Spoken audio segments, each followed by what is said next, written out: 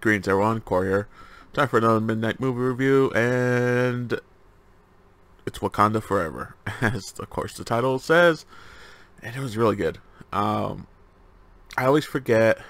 It's been a while since I've seen the first Black Panther. I usually see it every few months or so, but it's actually been a while, even a while since it came out. I used to watch it a lot, and especially the last couple of years, Marvel's been pushing out TV shows, movies, different stuff, and it's just, phase 4 that they're in right now is very different.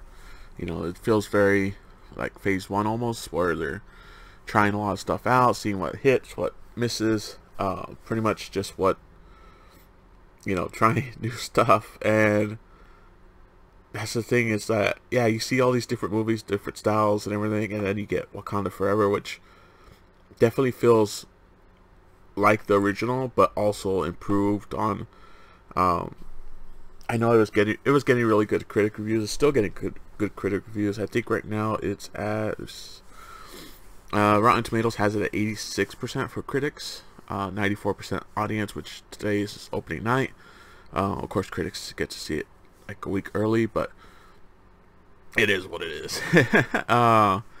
So yeah,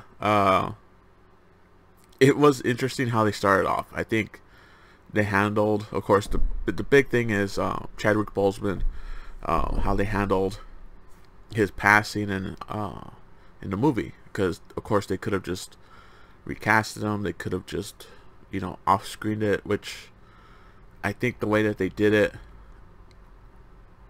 I think it worked. It worked really well. It didn't feel like this, blink and you miss it. It actually felt relatable. It felt important, to say the least. Which I gotta admit, I was surprised that they actually wrote that into the movie. They actually kind of hint towards even what he was actually going through in real life, which is, good on him. It's, his illness that he passed away from. That was something that a lot of people didn't know, and he wouldn't know, because he didn't want people to see that. So it's a little rough at the start, to say the least. But as it goes on, it's definitely a long movie. I think it's about 2 hours 40 minutes. Total, you're about 3 hours from credits to from trailers to end credits, which there is a mid-credit scene. So right after the fancy credits, that's the mid-credits, right before the scroll, the crawl, the credit crawl. There's nothing at the very end. I think it's just a little in memory of thing at the very end. But yeah, there's a mid-credit scene that's really cool, really good, nice. It's a good mid-credit scene. The way they did it, the acting in this movie is really top-notch. It definitely, the whole movie focuses around grief and anger and, even fear and just change, and, your world just turned upside down, which is pretty crazy. Seeing everything that, the mother and Siri goes through, and of course, just everybody else that was close to him, and that's not even including Namor, who is very. I know the controversy was just his body physique wasn't comic book accurate, which sorry, it makes me laugh a little bit, because it's like nobody's really been comic book accurate.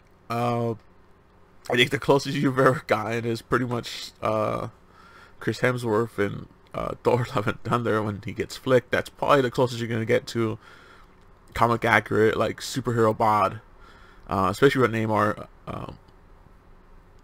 He's like just super thin and muscular and toned. Like he has such a ridiculous body. It's it's ridiculous. I mean, he has wings on his ankle, so that's ridiculous enough.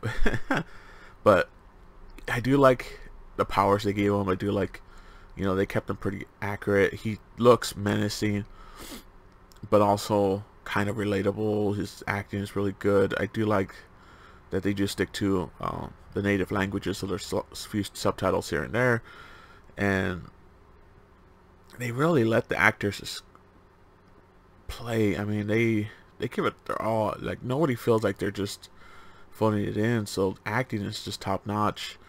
Unfortunately, I wasn't able to see it in Dolby Atmos or IMAX.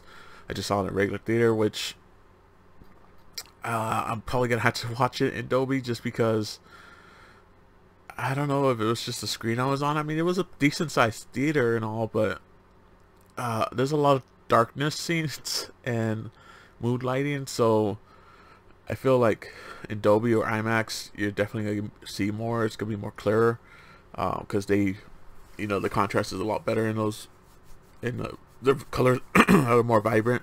So yeah, that's probably the better choice for this movie, at least. I'm sure it looks great once it comes out on streaming and Blu-ray and everything. But yeah, on the big screen, definitely I recommend IMAX or Dolby, just because seeing it regular just is, it's good, but yeah, it's definitely I think it's IMAX Dolby kind of movie. So if you can see it, check it out.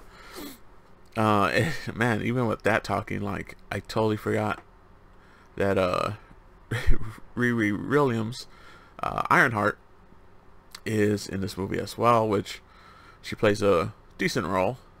She definitely feels kind of thrown in just for plot convenience, but she doesn't feel totally useless. In like, just, I mean, she's definitely she definitely sticks out just because she's, you know, a college super smart, you know, woman that's just like street smarts and brain smarts, just everything smart, and then, you know, being thrown into this Wakandan nation and this conflict that they have is just like, yeah, I mean, who would it be, like, you know, a fish out of water at that point? So it's pretty interesting to see that aspect where, I don't know if it's fish out of water or fish in a new pond or something like that. But yeah, it's pretty cool. Ironheart was pretty cool. Riri Williams, I kind of wish they kept her comic book look more, but I can see why they changed it because of how Siri looks in this movie. It was kind of conflict, and I think they probably did it just so they look, you know, different enough. So yay, it's aesthetic choice. There's some other cool little features too. Don't want to spoil too much, but definitely the action scenes are pretty cool. It's definitely more of a suspenseful drama kind of movie. Like, it's not as action packed as most Marvel movies are. It's definitely not, doesn't feel as much as a superhero movie. It's very similar to, okay, not as suspenseful as like the Batman movie with Robert Pattinson, but it's definitely a more slower feel to it for a comic book movie. But it does have its action scenes, and those action scenes are really cool. And just overall, it's a really good movie. It's definitely gonna be one that I'm probably gonna be thinking about for a while, because initially I liked it, but I think it's gonna be one of those movies where I'm gonna like it more and more as time goes on. Probably with a rewatch or 2 or 3 rewatches. So we'll see. But yeah, definitely check it out if you like it. I think they did a great job writing real world events into the storyline, and just how they handled